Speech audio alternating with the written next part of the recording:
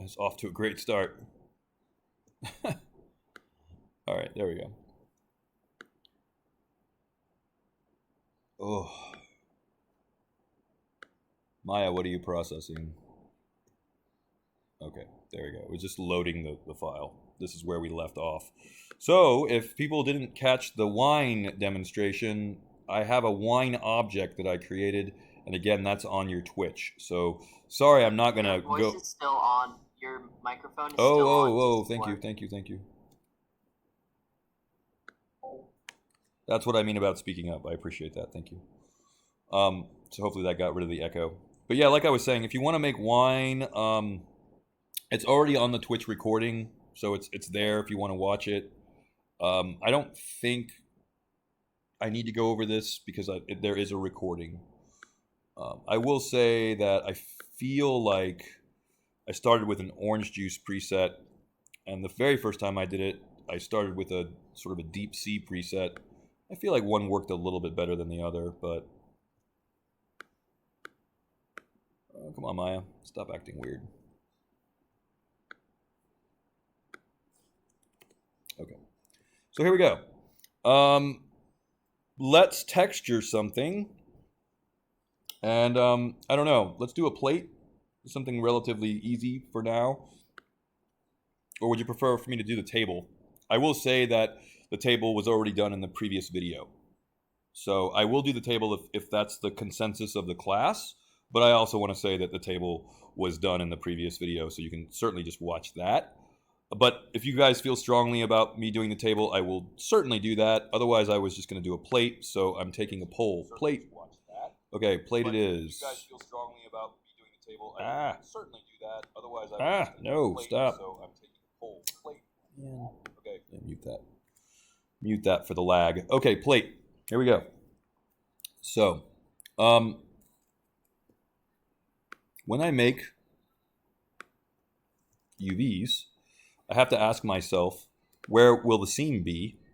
And in this case, I think it's safe to assume that the seam should be around the edge. This is the greatest angle change. So what you're always going to do is you're always going to find where the greatest angle change is. So if we know that I have a particular edge loop that represents the greatest angle change, that's where your UV seam should be.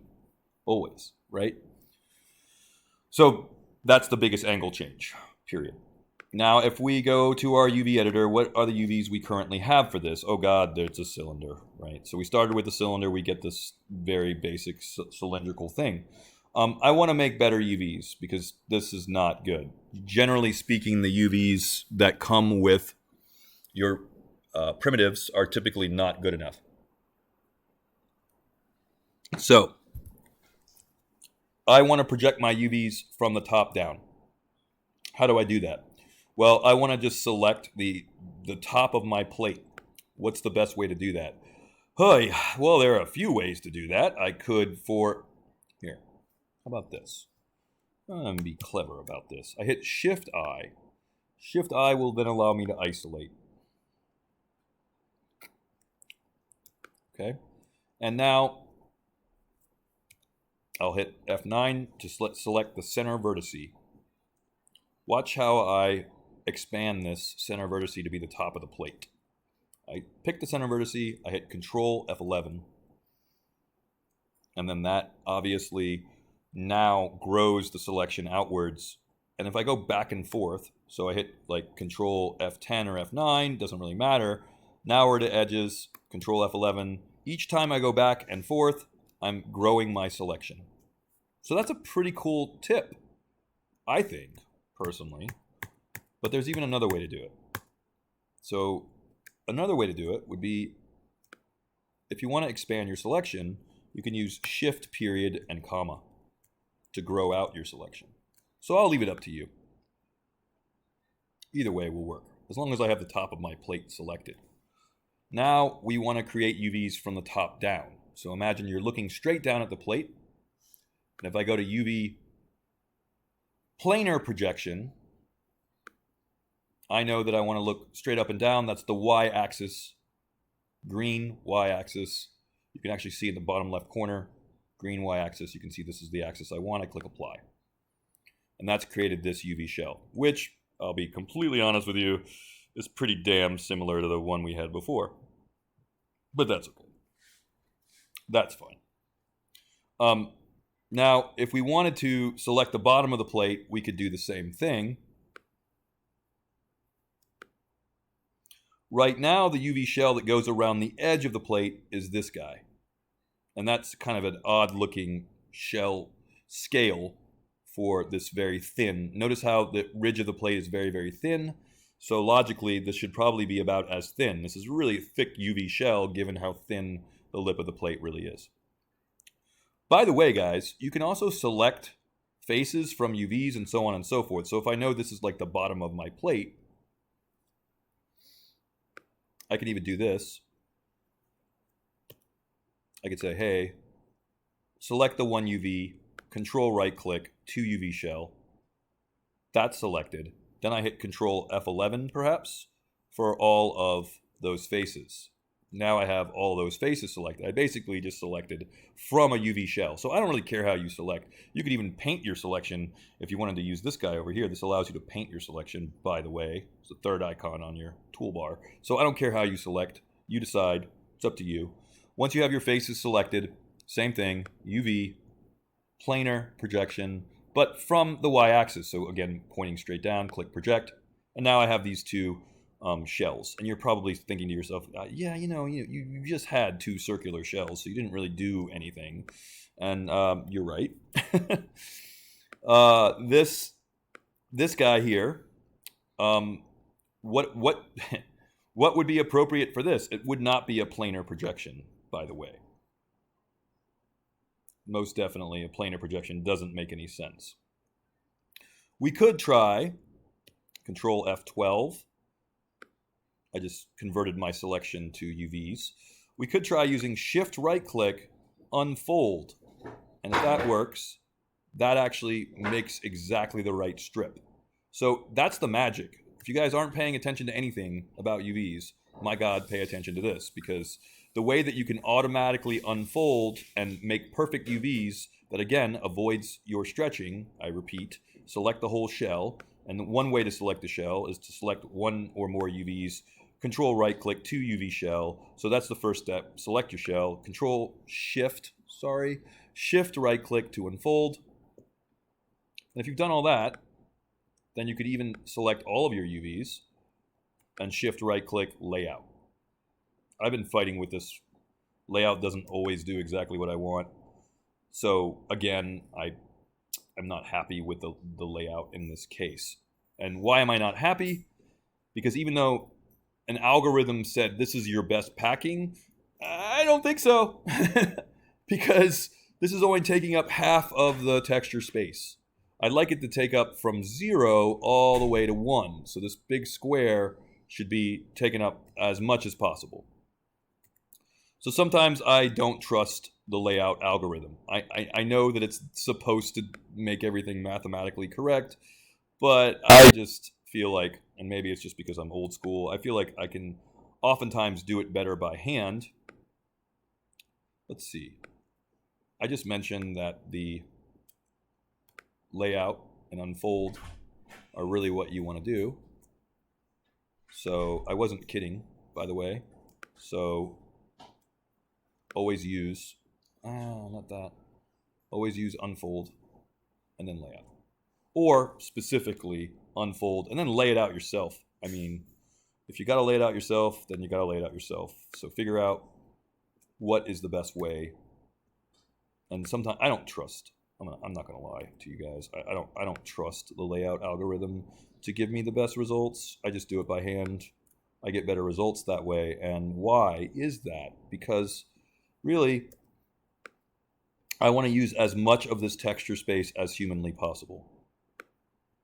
So as much as I can, right? Select this shell, shift, select both shells. This is an important concept to understand.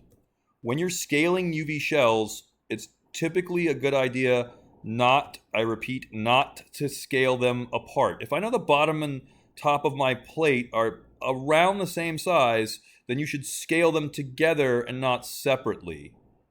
I mean, that's actually pretty damn important. So resist the temptation to scale your UV shells independently of one another if again, in this case, I know that they are roughly the same size. So if they're roughly the same size, then scale them together. And now I can move this in here. And this, in my opinion, is an optimized UV layout. The top of the dish and the bottom of the dish are about the same. And this is the strip that goes around the dish. And this takes up as much of the 0 to 1 space as I possibly can pack in there. And layout's supposed to do this for you, but you just saw, and I'll demonstrate again, I can't trust it, personally. I mean, maybe you can go into the layout option box and get better results, but I like mine better. Why? Because these are, again, taking up more space. You might argue that mathematically the size might be a little more accurate, but again, I'm always trying to take up as much of the 0 to 1 space as I can. UVs are done, by the way. So this is correct. We can now make a snapshot, but there's a gotcha here. Make sure the object is selected. Very important. Then I go to UV snapshot. This is your texture resolution. Again, object has to be green. Very, very important. Now, how big is your texture supposed to be? How big is the plate? I mean, I was saying 1024 is a pretty good sort of standard size for texture resolution, but you could certainly push this up to 2K or 4K if the object was big enough. Your plate is not that big. I mean, a landscape gets 4K, right? But not a plate. So probably 1024 or maybe even less. But I'm going to go with 1024. I actually kind of like the Maya IFF format. I really should make a texture folder because things start to get confusing. And this is going to be my plate UV. And then click apply. Make sure the object is green, otherwise it won't work. Now, oops, sorry. Now I go find that.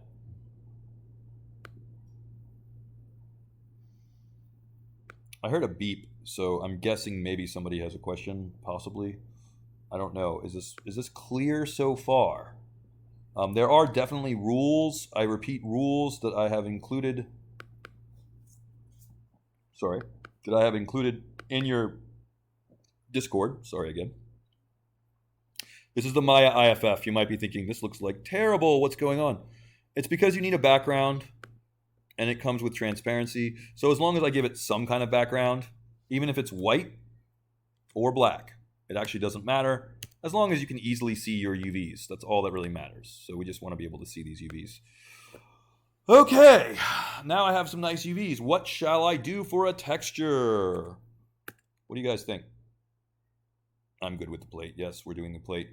Who has some suggestions, or perhaps like what? Okay, good. What is a good texture for my plate? Does anybody want to have some input for that? Ceramic, that's a material, more of a material. I mean, like the actual pattern. What kind of pattern? That's still a material. Like a patterning. What do you like? You know, plastic. You guys keep giving me like materials. Plastic is a material. Polka dot. We could do polka dot. You want to do polka dot? Sure. I'll go with polka dot. Ming China. Actually, I like that better. I was doing a flower earlier. That sounds good though. I kind of like that idea. Oh yeah, this is a great idea. Absolutely. Good suggestion. So we want something that's at least 1024, right? So let's try to use a large size. And usage rights typically should be, well, Creative Commons licenses. But I mean, if you can get away with getting a nice one without a watermark, like that's really all that matters. Ooh, that's kind of dirty. Maybe a clean one would be better. So we do have a little bit of a problem. We don't have the bottom of the plate. So I guess I'm just going to have to fake it.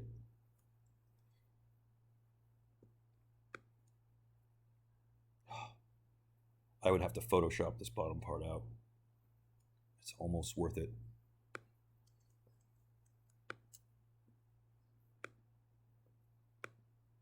Ah, good. Found one that doesn't have that problem. And it's 2000 pixels. So I can right-click copy image, go back into Photoshop, paste, scale. Oh, this is weird. Hold down Shift, by the way, guys.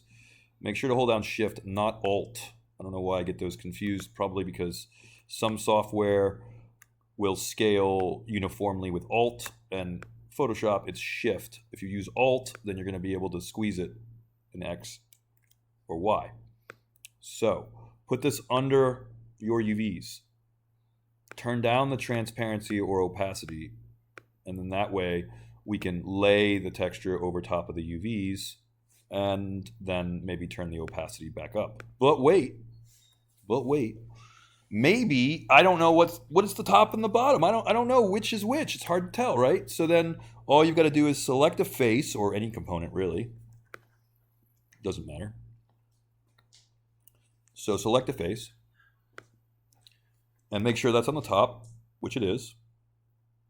Right? I think. Let's put a Lambert on this guy. I know Lamberts are boring and bad, but what this allows me to do is just sort of see a little bit better.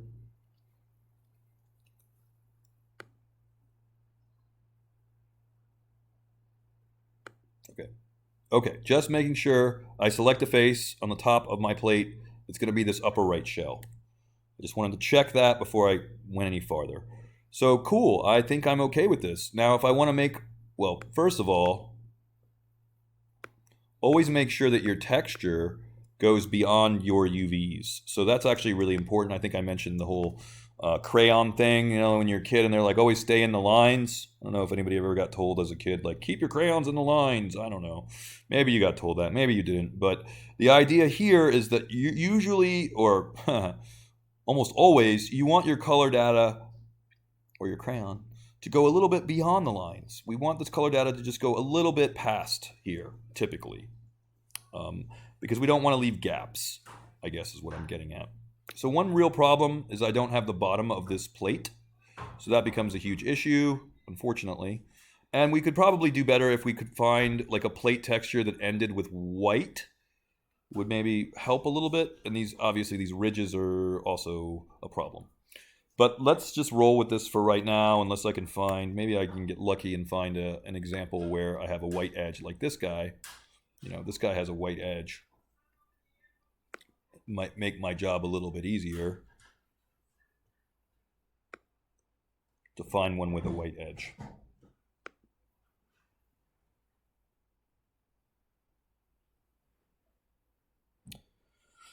This has some shading or some shadow in the upper right corner.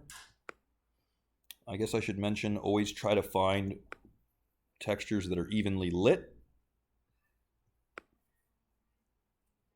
That's the one I chose earlier. This guy has this plastic problem.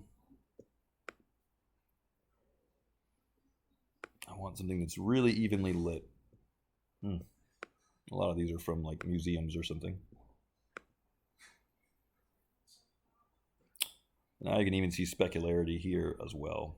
So this is a problem. We don't want a texture with specularity. We don't want a texture that has shadows sort of baked into it. So if you have either of those things where we have obviously specular highlights or we have obvious shadows, that's not going to be a good pick for your texture. I hate to say it. This has got kind of a white edge. It's a little irregular, but I like this one. So let's do this one more time. Yeah, there's a little specular highlight right here. And yeah, there's a little plastic down here, but I like it. So then, I'll turn this off because I prefer this guy. And you're probably wondering, what difference is it, man? Why do you even care? And if there's a shift, I mentioned shift, right? Shift, not alt. I'm in the habit of using alt because of my laser burning software. It's alt. Photoshop, it's shift. Okay. Anyway, one more time, just repeat this. And you're probably saying, well, damn, the other one looked fine. What difference does it make? If it ends in a white edge, then it makes it a little bit easier, we'll say. to make everything along the edge white. Now, what do I mean by that? I'll show you.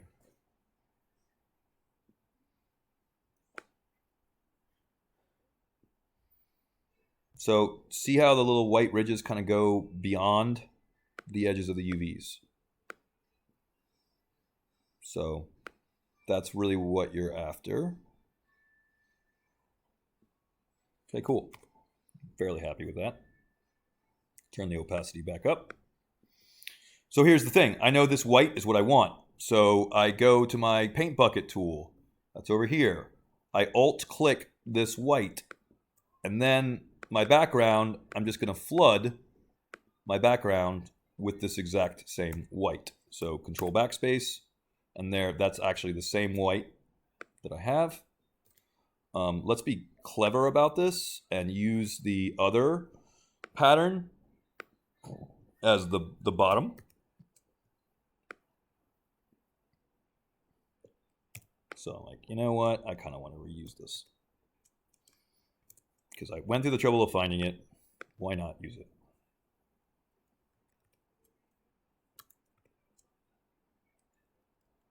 It's a shift again.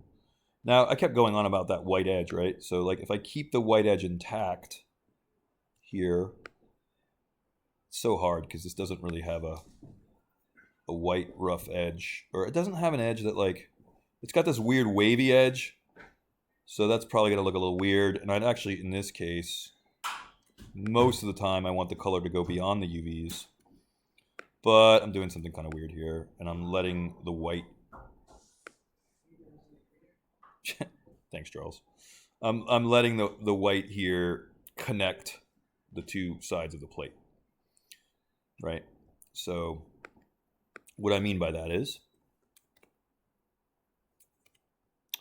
auto select off. Now I'll erase this guy and make sure that this default white is kind of going across this strip, because this strip is my side, right? I'm hearing some beeping, so maybe people have questions. I'm not sure. See, I'm erasing out this color data because I do have a UV shell there. See, the UV shell goes right through. And obviously this white doesn't really match this, but let's see how it looks, right? Let's find out. So turn off the UV. That thing was just my Discord just restarted for some reason. Oh, okay. All right. Well, if you have questions, please say something. Speak up. Feel free. So again, make sure to turn your UVs off, because you could save your texture with UVs on, but you'd just get a wireframe render at that point. And if that's what you want, then sure, I guess. Maya likes PNGs. Also, TIFF files are nice, but I'm going to go with PNG. This is going to be plate TXT for texture. Cool. And now, now we go back, right? And now, if you just put a plain old Lambert on here, it's not a bad idea just to see the material.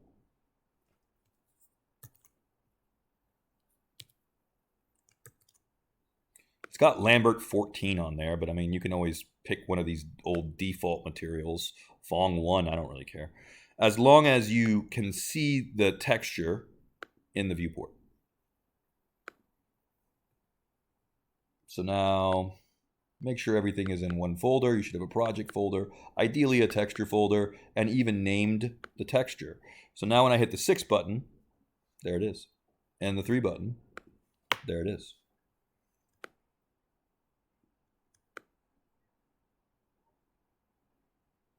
And now you can see where that white strip is that goes across. That's a separate UV shell. But that's not too bad. I mean, I feel like I could probably scale the top design down a little bit because it's being clipped, it looks like. So let's, you could either move the UV shell or move the original image. So again, your options are, and I've said this a million times, but your options are always going to be the same.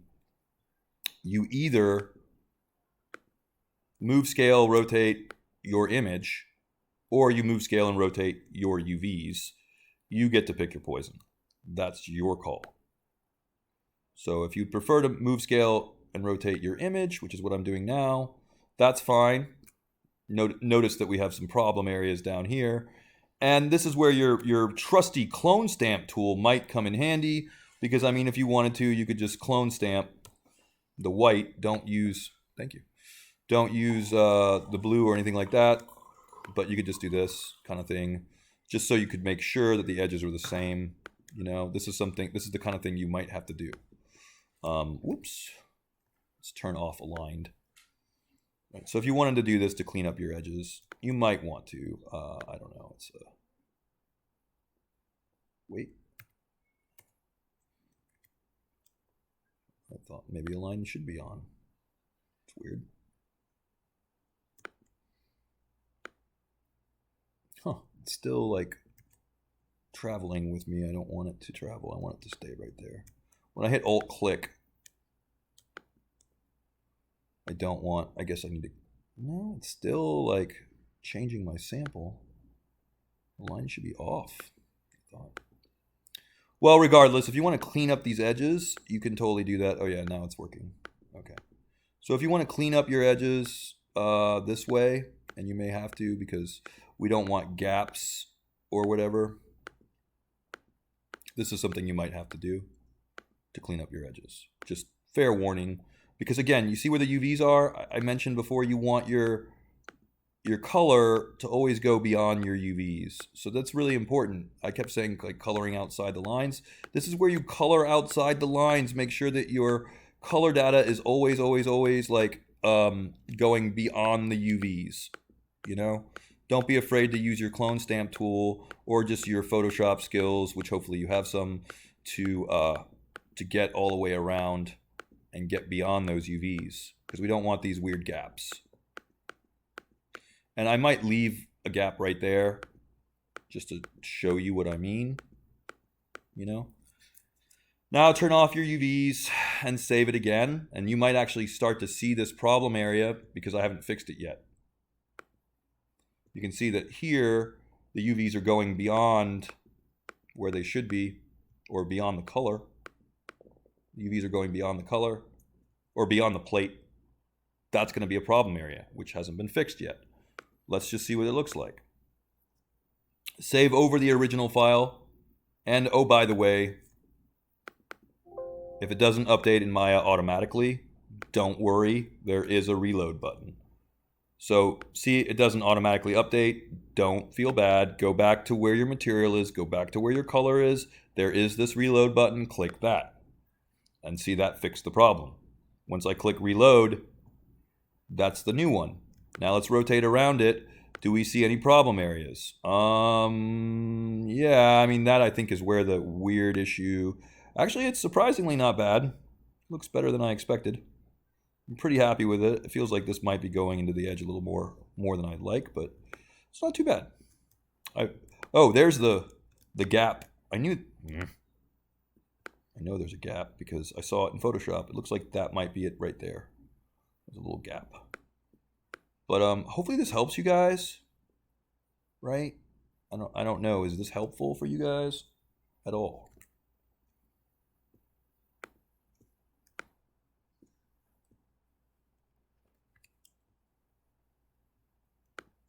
I feel like some of you are saying, hey, if the texture comes with my 3D object, then I don't have to do all this, right? And yeah, I mean, if you're not modeling something from scratch. Yeah, I think this is pretty helpful. Okay. Just see it done like on a pretty simple object. Yeah. Yeah. So it's just either move your UVs or move your images. I don't care, whichever. But obviously, if you've spent that time to unfold and lay out your UVs, then you probably don't want to move your UVs around versus moving around your image. I mean, you have the option to do either one, but again, if you spent all this time unfolding and laying out your UVs, then you probably don't want to touch your UVs once that's done, I would guess. Now I click reload again. Oh, this strip is the side. That's why it's not showing up. Okay, cool. I think I'm pretty happy with this. If there are no other questions, I'd like to throw the right material on here. Right? You want to add some cracks to the plate maybe? feel like that'd be cool.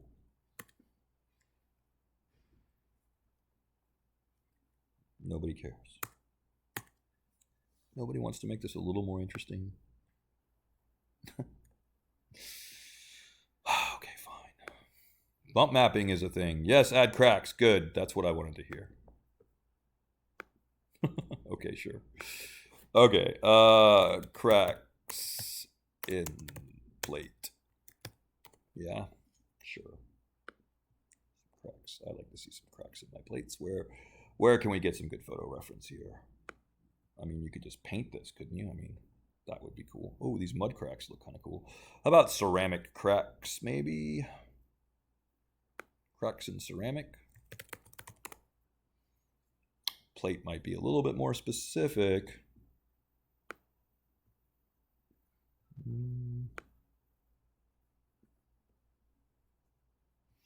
Now, what I'm about to do is make a bump map. So clearly these cracks are not going to go through the whole plate. We talked a little bit about booleans. We could use booleans, but that would completely mess up our UVs, by the way, just an FYI. I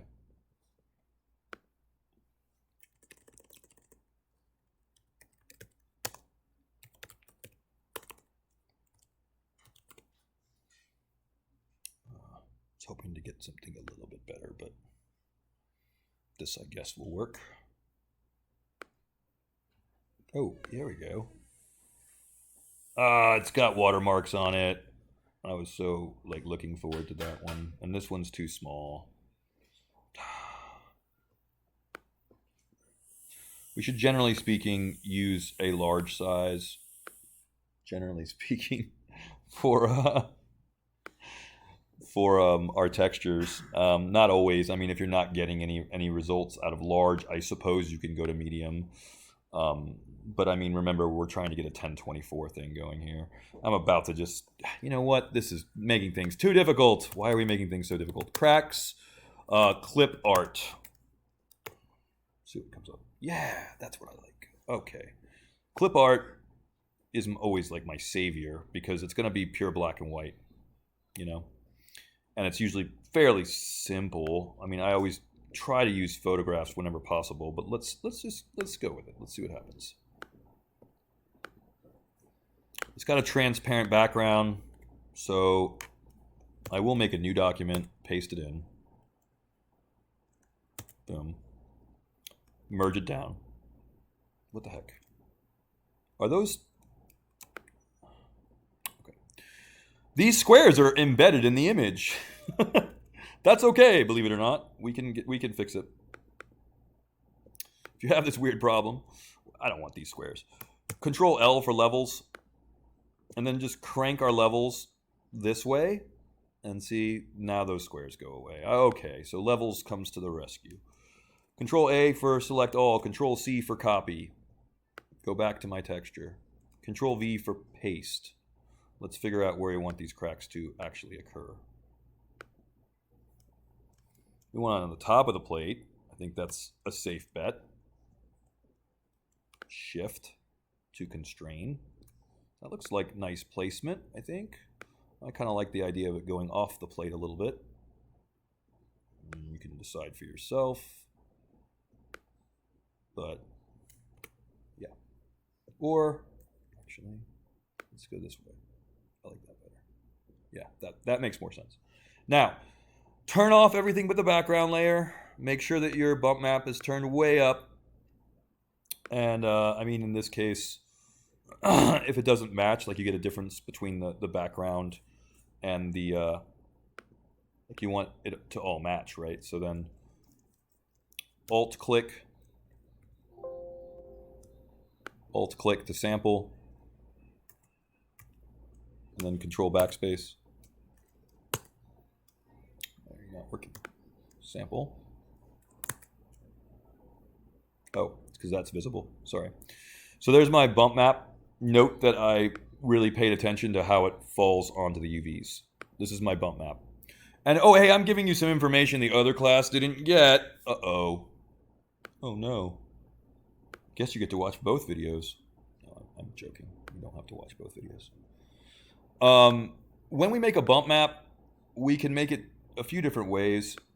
We'll call this plate BMP for bump, not for bitmap, by the way. Let's put it in our textures folder.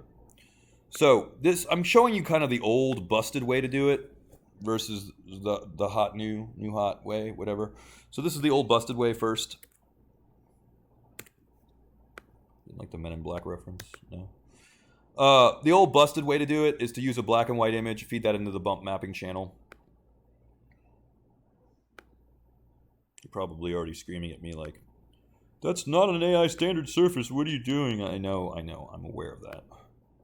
I'm just showing you the old way really quick, just to sort of show you what I mean. So this is the old way. There's my bump. And you can kind of see, actually, it looks pretty funky, unless maybe we were to change the bump depth. But this gets crazy, right? So a bump of 1, by the way, is already at 100%. And that's Maya's default. So that's stupid and weird. But yeah, you can assume that when your bump depth is set to 1, that's actually 100%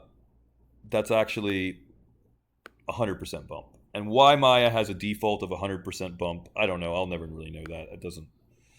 It's just a thing you need to know, that 1 means 100%. So if you want a low bump, you could say 0.2. And then you should see that this is a much, or 0.02 or 0.05. Sometimes, see, now you have a very, very subtle bump. It's very subtle. It doesn't even look like cracks anymore. It just kind of looks like, well, what it is, bumpiness. So this slider is extremely sensitive. You can invert your bump, of course, and now it's coming up from the top like veins. Looks more like veins to me at this point, but all right. So that's the old school way of doing it. But, you know, we're cool kids. We use all the new cool tools that, you know, we have in 2020.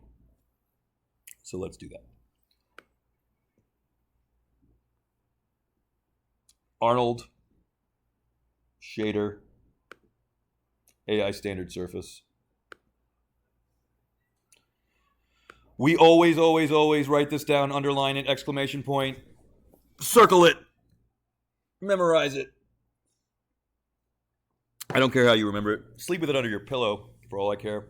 But try and remember to always fix your specularity and your bump before you even think ever about putting a color photo. Always. So if we have a ceramic preset, which I feel like we do, click replace. This is my new ceramic. If this is way too new and perfect, which of course it is, then I probably want to add a little bit of roughness. And the more I add roughness, the more this goes from like a glossy sheen to a more satin sheen. And this also has to do with newness, so I'll let you guys decide how new the object is or how much it's satin versus glossy. So then I, mess with my specular. And for the record, by the way, you can put a map into roughness, and that will control the specularity. Hell, you could even put some noise in there, and that'll give you a very interesting, it'll apply this black and white to your specularity, and you can kind of see some parts are rough and satin, and some parts are more glossy, depending on what's black or white in your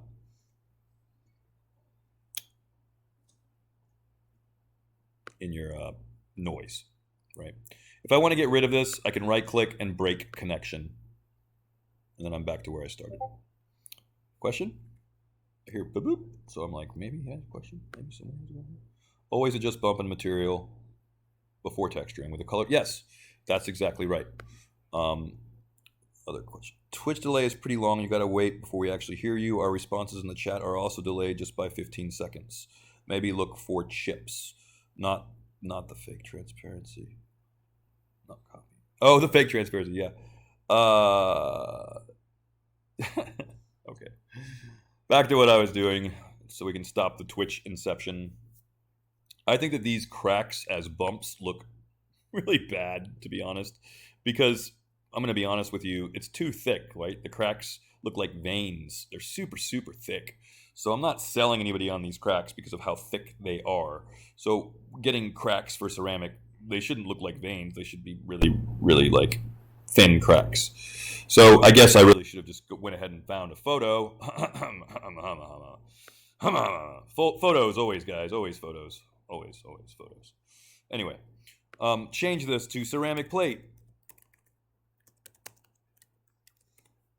Then I know that I kept saying fix your bump first, and yeah, you can under geometry go ahead and go to bump mapping, and go ahead and feed in the bump. And why this is different from the earlier class is right now we're just using a black and white image, and that's our kind of default use as bump. We're going to stray away from this in a second, but I'd still like to see this just for funsies on my plate, right? Let's see what it looks like. Color is the last thing. I know I keep repeating myself there, but please try to develop every part of your material. Try to develop your specularity. Try to develop your bump. Try to do all that stuff and save your color for last if you can, please. But here we go. So that looks rather nice. And then put it on your object if you haven't already. Because remember, the viewport isn't always going to show you the AI standard surface. Hopefully it will, but not always. Hey, look, it worked. So my AI standard surface is actually showing up in my viewport, which is nice. I just really find that crack to look terrible, personally. I think the cracks in the plate look really, really bad. They look like pixelated veins or something. But since we're testing stuff, we've always got to look in our render.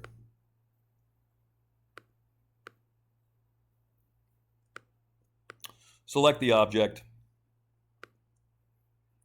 Make sure you have this checkbox, render only selected objects. Make sure that you're rendering from the right camera, in this case, the perspective. If you've done all that, then you should just render only the plate and nothing but the plate from the right camera, hopefully.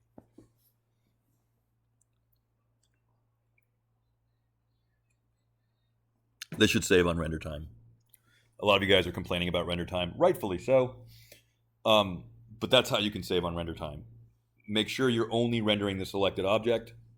And of course, render region. Always use render region. So while we're waiting for this, I guess I can try to find better cracks because I'm so not happy with those. So terrible.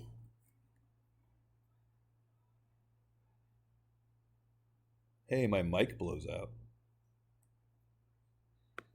Really? That's kind of weird.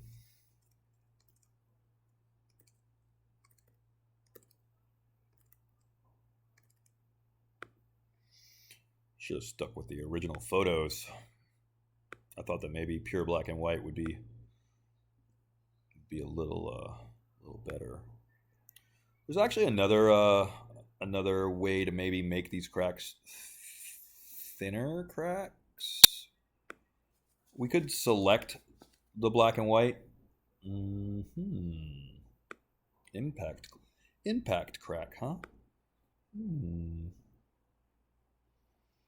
Maybe. I mean, it's got a hole in it, right? That's a problem. But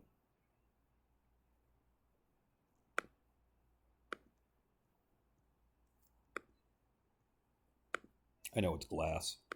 I know it's glass. It's okay. Won't tell.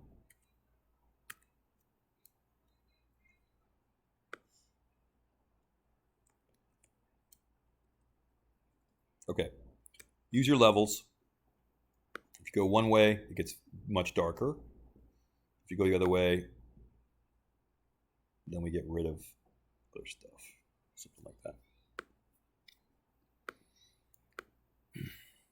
Put this on top of everything so we can see what we're doing. Okay, that's a lot easier to see what I'm doing. I think I like this better.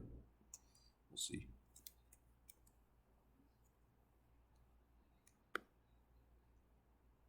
I feel like it's going to give me better results, I feel like. Okay, how are we with this render? Oh god, it's slow. It's not as bad as I thought, actually. It's coming along. It's just a slow render. I can hit escape, by the way, at any time, but while that's rendering, see if we can do a better job. I think we can do a better job.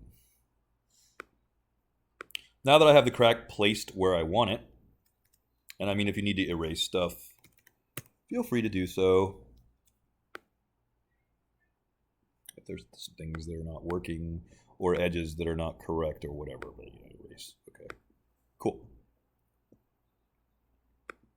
So it's going to look, if I switch this to multiply, it's going to look something like that in terms of cracking the plate.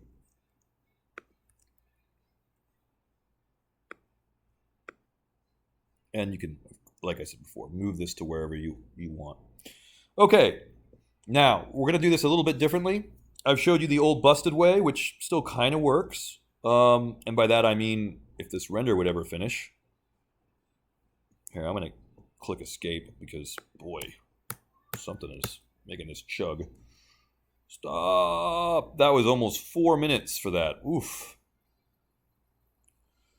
Which kind of leads me to wonder, like, why is it going so slow? And save your file. Oh my god, save your file.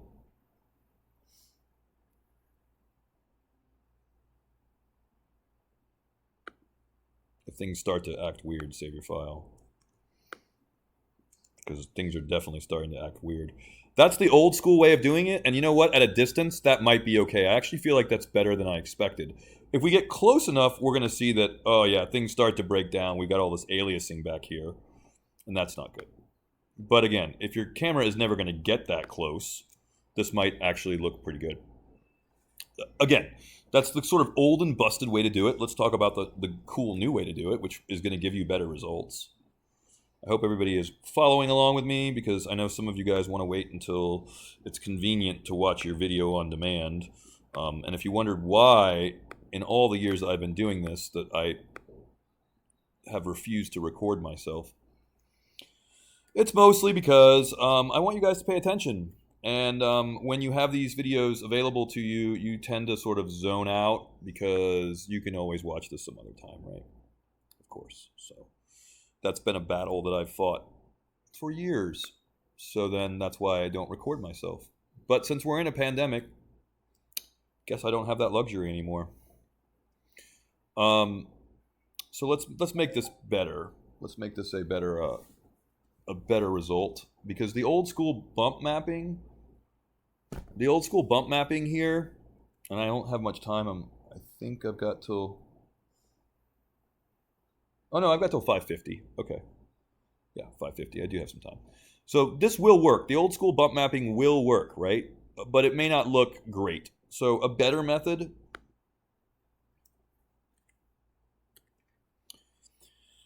is, and I really want to be very, very specific about this, it will replace your layer. So if you're concerned, like I always am concerned about losing data, I would duplicate the layer using Control J.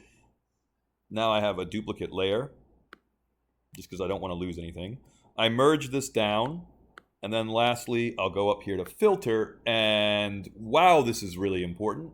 So please pay attention. Go to Filter, go to 3D, and oh my god, it's right here, built into Photoshop. Hey look, there's Generate Bump Map. Huh, maybe I should have used that. Whatever. Generate Normal Map is what we're after. So if we generate a normal map, this will give us our absolute best results for bump mapping. So what you want to do, if you're not listening, I hope you are, yes, you can use a black and white map. Should you? No. You should always try to use a normal map if you can. And look at this. You even get a really cool like 3D view in Photoshop. So this gives you a preview of what it's going to look like in 3D, now built into Photoshop. Cool. Right? And so then we can start to change the attributes of this normal map. By the way, we can also even change this from a sphere preview to a cube, since of course it might be a little easier to see on a flat surface what this is doing. Our plate's kind of flat. So if you want to switch the preview to cube It might give you a better idea of what this is doing on a flat surface. Some people always argue with me like, hey, yeah, so why don't we just do all of our texture painting in 3D in Photoshop all the time?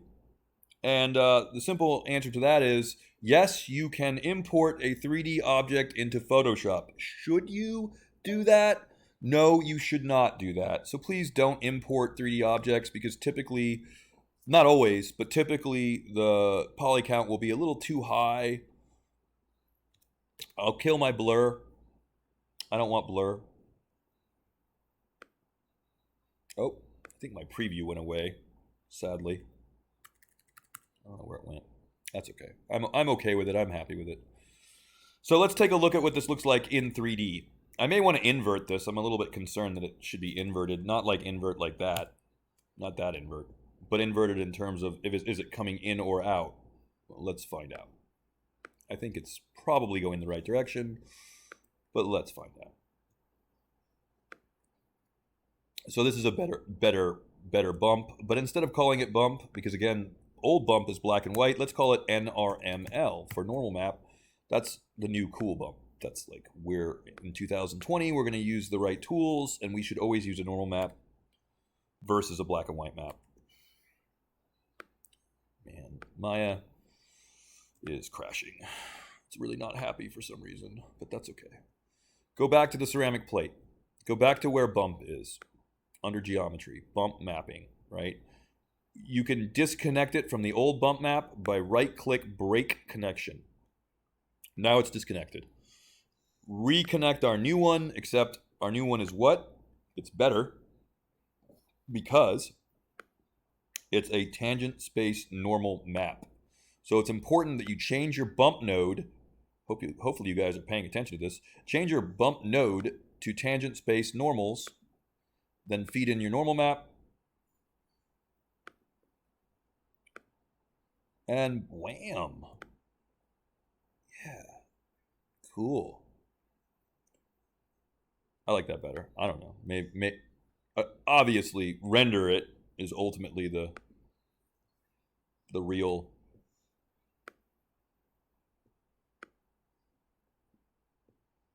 test. Uh-oh. Have the object selected. Render selected objects only. So with the object selected, use render region, cut down on render time. Always use normal maps. Always use purple normal maps. You're probably over here saying, that is a huge pain in the butt. Why would I ever do that? Well, guess what? If you use textures.com, and there are obviously other texture websites as well, but the nice thing about textures.com is that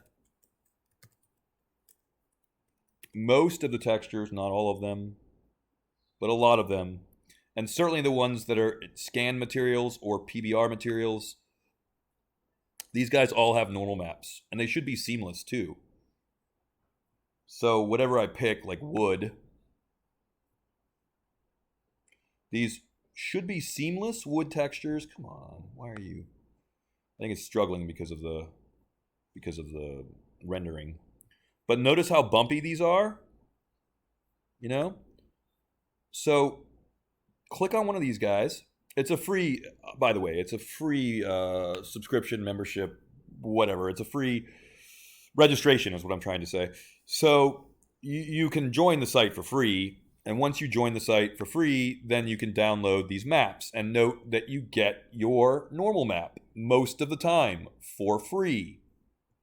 Now, sadly, this is kind of saying, hey, buddy, you only have a free account, so you're only going to get a 512 by 512. But hey, there's your normal map already made for you. So if you use textures.com, then you get a lot of this stuff for free. You get the normal map for free. You get the color, obviously the color map for free. This you could conceivably use for a black and white bump map if you want. But remember that normal mapping will always look better and work better. We even have a roughness map and an ambient occlusion map, which we'll talk about later. So, who's got questions? Wow. What do you laugh now? No, people never have questions because only half of them are here. They're all there, surely. Uh-huh. Sure they are. People in the Twitch chat were asking why the normal maps are purple. Like, what's the reason behind that? Okay, that's a really good question. So the reason that the normal maps are purple is because mostly depth information, or bump, you can think of bump as depth.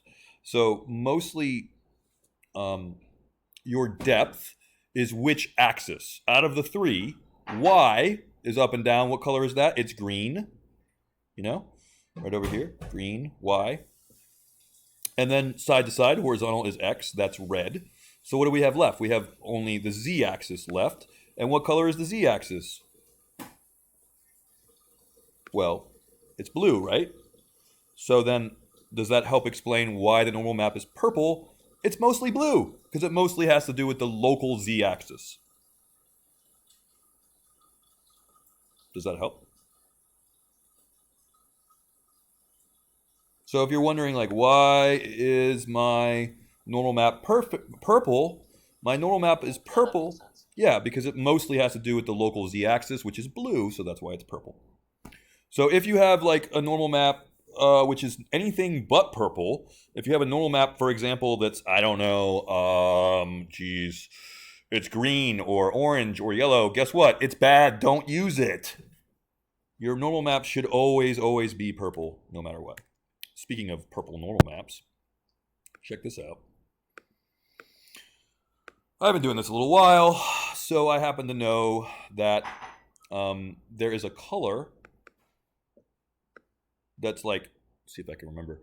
It's 255 by 255 by 128. I'll probably get this wrong and then be super embarrassed, but let's see.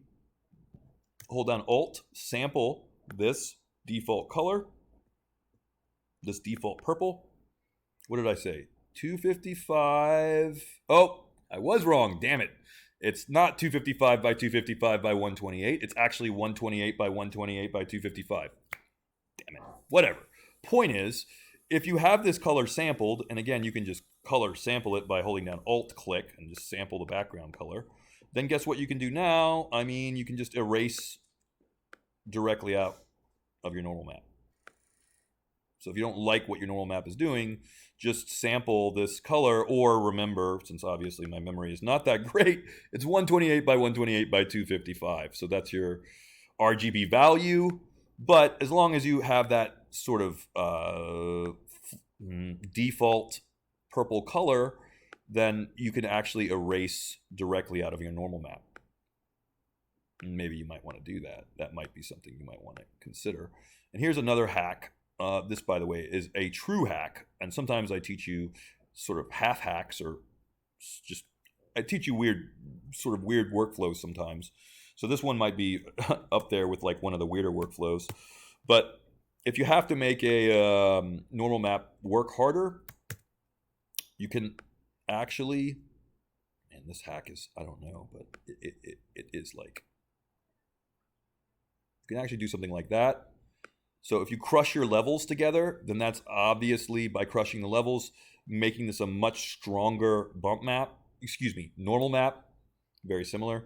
So if you need to crush your levels, as long as you basically get the same default purple color out here, then yeah, you can increase the intensity of your normal map that way. That is a hack, guys. And actually, you know what? I prefer you to do it the right way. So what's the right way? That's not the right way. That's, again, a giant freaking hack. So what's the right way to do it? The right way is, when you create the normal map, and see, this is why I duplicated that layer so I could do it again if I wanted to. So the right way to do it is, when you create the normal map, to increase the intensity in the Photoshop normal map generation tool. So I just showed you a hack. I'm very, very emphatic about that. The hack being to crush your levels together, but god damn it, that's just a hack. Do it the right way.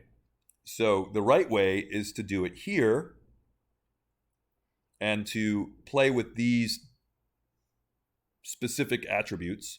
So like if you wanted more, turn up the high, for example.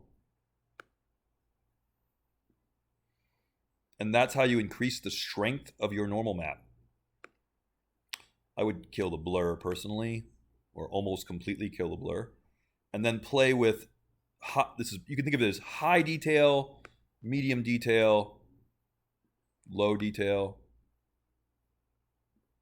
This is how you're going to increase the strength and detail scale. So this is how you're going to increase the strength of this. So let's see if we get a better result. Save over the other one.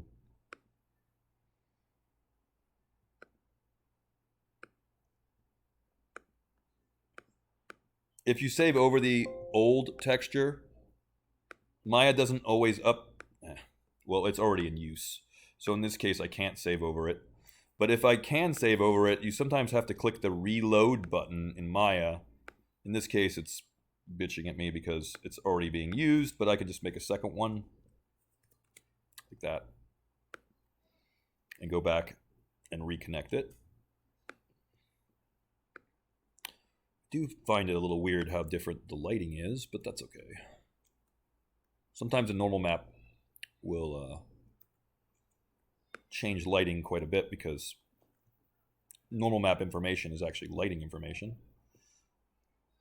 Okay, Maya, stop acting weird. It's so laggy right now.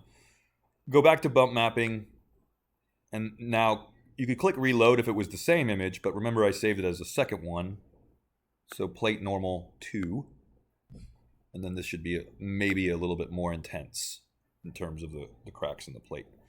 So why did I go over all that with you, and why does that matter? Because look, guys, in your bump node, which is here, this bump depth slider does not work as far as I know. They may have fixed it. Yeah, nope, still doesn't work.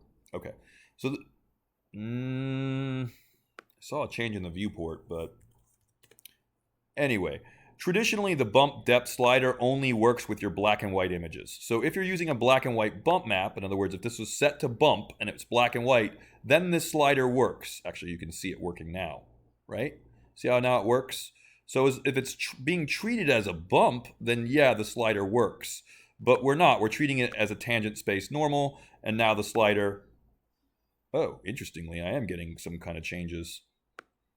Well, one should still be used as 100% here, but maybe we'll get lucky and maybe we can actually slide the bump depth and get a change in our normal map. Traditionally, that doesn't work, though, so just as a fair warning, the bump depth slider only works with black and white bump maps, as far as I know. If somebody wants to prove me wrong, I would like to know. But again, traditionally, the bump depth slider only works with black and white maps. Okay, are you overwhelmed yet?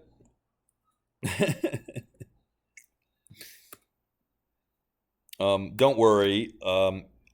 If your stuff comes with color maps, in other words, if you download a model, then your UVs should already be done for you. And so if you download a model that has a texture intact, you can bet the UVs are done for you.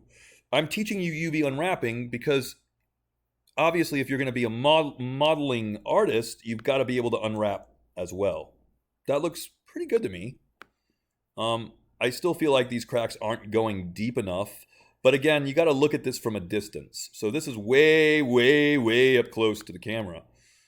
We don't really care about what the perspective is showing us. We only care about what our render camera is showing us. So then, if that's the case, switch to our render camera, because that's all we really want to worry about, after all. And let's see what it looks like in the render camera, because nobody cares about anything except for what the render shows up in. Like, nothing else matters except for what the render looks like in the render camera.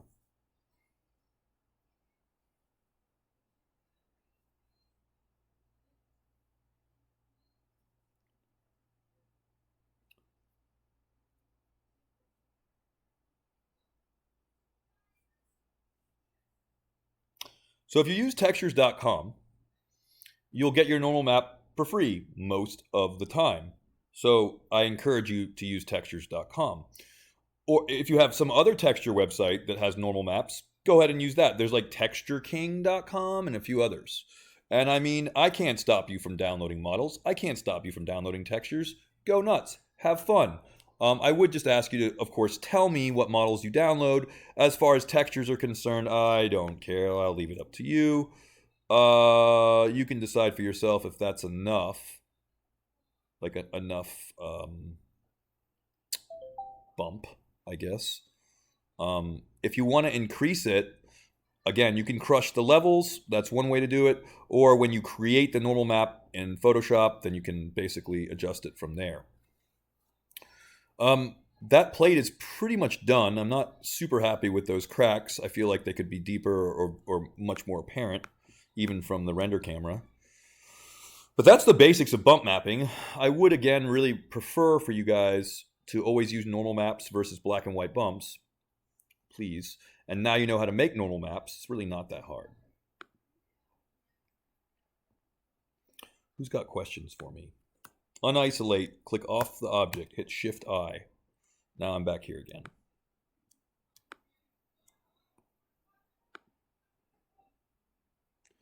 You guys want to see a big hack? How I can make the current wood texture have bump? I mean, actually, it's not a hack. It's exactly what I just showed you, right? All I have to do is find this wood. Where is it? It's going to be Studio Section 2. Oh, we're in the wrong section. Whoops. But tablewood.jpg. So let's do this again, because I feel like it's worth going over again. So, whoops, I guess I put this in the wrong folder, but that's okay. So then, Section 2, Table Wood, that's it. Open this up. This is the current one that I'm using. Duplicate by using Control-J, and then, if you guessed, make another normal map, then you're actually paying attention. Generate normal map.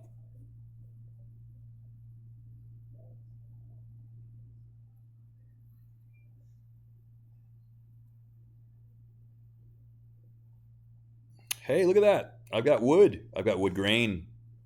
So again, play with these attributes to increase the strength of your normal map, or how much bumpiness you get. Because as far as I know, there's no other way to change the strength of your normal map in Maya. You actually have to do it in Photoshop. But again, if somebody can prove me wrong, I'm always happy to be proven wrong, definitely. But as far as I know, there's no way to increase or decrease the intensity of your normal map in Maya. Sadly, I wish there was. Tablewood NRML.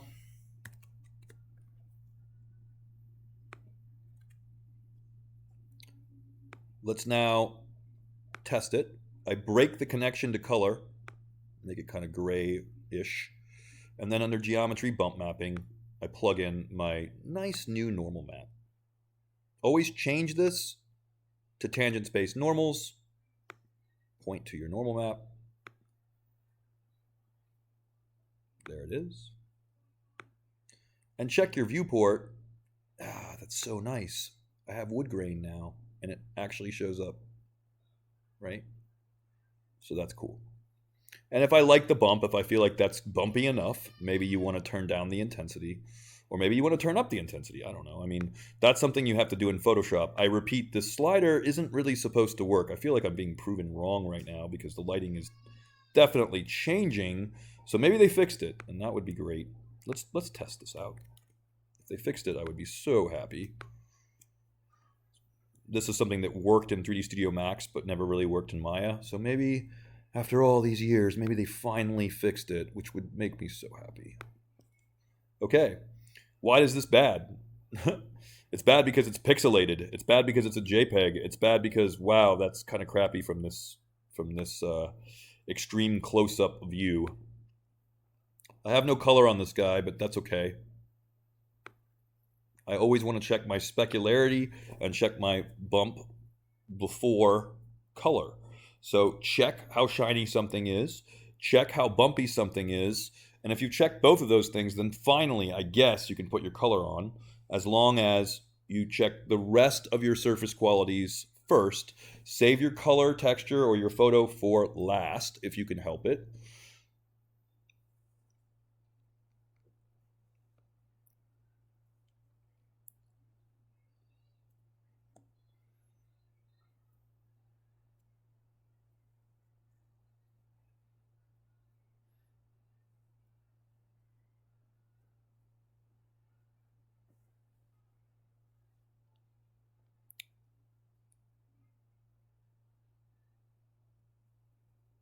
Okay. Well, I must have clicked the render region button too many times, but oh, hacks, yes. Well, I'm full of hacks, tips and tricks. But the thing is, though, is that if you can do it the right way, don't hack it. So just because you can crush your levels together and increase the intensity of your normal map in Photoshop, yes, you could totally do that. But is it the right way? No. Like, the right way is to actually, when you generate the normal map, or heck, let's see if maybe we can maybe we can do it this way, because it looks like it's changing in my viewport. So if it's changing in my viewport, then maybe they fixed this bump depth slider to work with normal maps, which would be super cool. I'm about to find this out and have an answer for you. No, it's the same. See, I knew it. Still broken. So just ignore this bump depth. It only works with a black and white image. Sorry. So the only way that you can increase the intensity of your increase the intensity of your normal map is to do it when you generate the normal map in Photoshop. But wait, there's one other way, which is to just Google make normal map online. And believe it or not, you have an online free service to generate a normal map for you, and oh, conveniently, it has a strength slider that actually works. Thank God. So this is another way to do it. You either control the strength of your normal map when you make it in Photoshop, or maybe you can make your normal map this way and control the strength with this slider. Those are really your only two options, because sadly Maya just doesn't work with bump depth for a purple normal map, and that's just depressing, but that is in fact the case. So oh well. All right. How about tiling this? Because man, this is grainy and this is like really, really pixelated and bad. What happens if I tile it? Let's find out. Go to Place 2D Texture, repeat U and V.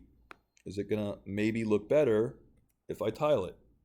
I think it does. See how I've tiled the wood? I feel like that looks better. Okay, so then if I'm happy with my bump and I'm happy with my specularity, then what? Now what? Well, now I guess I can finally add the color in.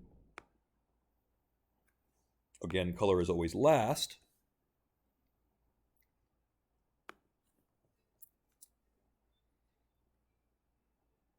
Come on. Hurry up, Maya. What are you doing? And I put this in the wrong folder, so it's in section 2. Sorry about that. And it's like wood, table wood JPEG, yeah. All right. If you change the tiling, this is important, guys. If you change the tiling in your bump or your normal mapping, then guess what? You gotta have the same tiling in your color. So if I doubled this, repeat UV, you gotta match it. So if I went 2 to 2 in my normal mapping, I gotta also repeat my color 2 and 2. And now it matches. And now I have nice wood grain. And now I can finally render this knowing that I have a nice wood material here. I've got some cracked Ming china here. But hey, this is coming along. And probably you're thinking, hey, I'm just going to keep downloading assets that have my UVs done and I have my textures done. Fine. Of course you're going to do that. I realize you're going to do that, and that's fine. But you need to know this stuff if ever you're modeling your own stuff. These are skills you need to have. You need to be able to fix your UVs on your own models. Or maybe you download an asset where the UVs are bad. Then what? If you use the same the normal map, or like for the texture and the normal map, do they automatically match up if you match up the tiling, or do you have to like do you ever have to like adjust that? Yeah, all of your maps should have the same tiling 99% of the time. I can't think of a single exception to that rule, but I'm sure there is one. But the point is that you always want your 2D texture node tiling to match across all of your maps, right? So like I have a roughness map, maybe, that I can download from textures.com. I have a normal map that I can download. Albedo is color. Whatever maps you're using, just make sure that you're tiling them the same in the material. So if you're tiling the normal map twice, make sure you're tiling the albedo and the roughness twice also. It's really important that they match. There is a way, by the way, to connect the same 2D texture node across multiple materials. And I feel like I have maybe like 5 or 10 minutes in class, so I guess I can go over that.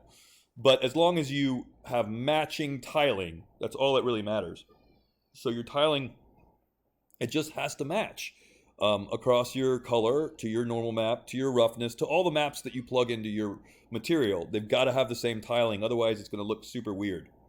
Like your bump won't correspond with your color anymore. But like I said, in the hypershade, because everything's nodes, so we can connect our nodes in different ways, then we could take the 2D texture node of your color and also share that with your normal or bump mapping or roughness or whatever. So in the node-based hypershade, yes, you can share the same 2D texture node, so you don't have to keep changing it every single time. But they always got to match. I guess that's the real point here. This should explain, hopefully, UV unwrapping. This should also explain bump mapping, I hope. Always opt for normal maps, always, over black and white bump maps. Oh my God, please use normal maps for just about everything. There are examples where you don't need bump, like in your wine glass, you probably don't need bump. Or maybe a TV screen, or a monitor, or a mirror, perhaps. You don't need bump for those things. But I'd say 75% or more of the objects in your scene probably need some kind of bump, in my opinion.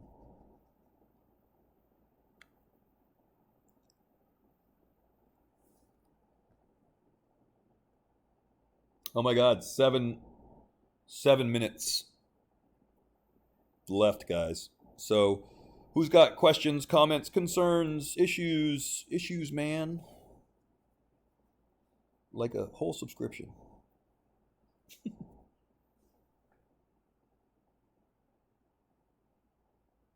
you like my plate and table? Is it working?